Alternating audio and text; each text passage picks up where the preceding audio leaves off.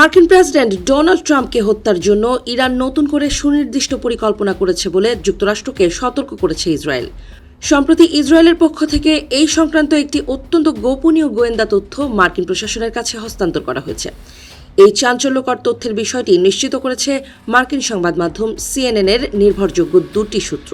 Washington ও তেহরানের মধ্যে চলমান তীব্র ভূ রাজনৈতিক উত্তেজনার পারদ এই তথ্যের পর আরও কয়েক গুণ বেড়ে গেছে।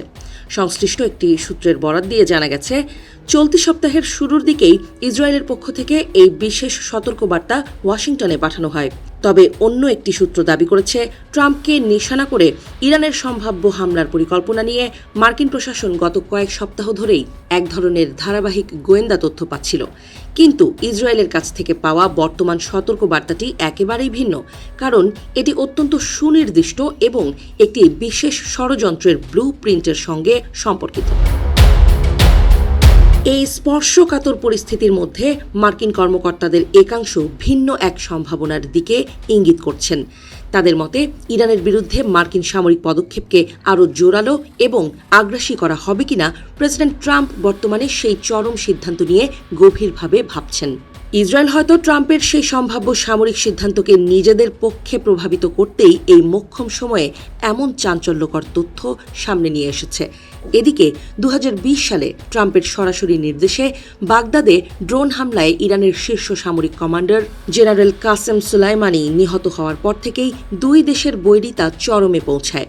মার্কিন নিরাপত্তা ও গোয়েন্দা সংস্থাগুলো দীর্ঘদিন ধরেই ওয়াশিংটনকে সতর্ক করে আসছে যে সুলাইমানি হত্যাকাণ্ডের চূড়ান্ত প্রতিশোধ নিতে ইরান যে কোনো সময় ট্রাম্প সহ শীর্ষ মার্কিন কর্মকর্তাদের হত্যার চেষ্টা চালাতে পারে। তবে ইসরায়েলের দেয়া এই নতুন ষড়যন্ত্রের বিস্তারিত রূপরেখা তাৎক্ষণিকভাবে সম্পূর্ণ পরিষ্কার হওয়া যায়নি।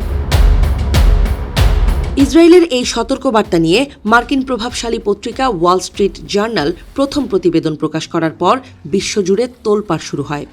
উদ্ভূত পরিস্থিতিতে হোয়াইট হাউসের কাছে আনুষ্ঠানিক মন্তব্য জানতে চাওয়া হলে তারা সরাসরি কোনো উত্তর না দিয়ে ইরানের হত্যা চেষ্টা নিয়ে ট্রাম্পের সাম্প্রতিক কিছু বিস্ফোরক বক্তব্যের দিকে ইঙ্গিত করে।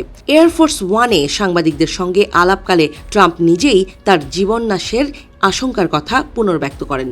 সাংবাদিকদের মুখোমুখি হয়ে মার্কিন প্রেসিডেন্ট ডোনাল্ড ট্রাম্প অত্যন্ত ক্ষোভের সঙ্গে বলেন, তারা যুক্তরাষ্ট্রের নেতাকে অর্থাৎ তাকে পুরোপুরি সরিয়ে দিতে চায়।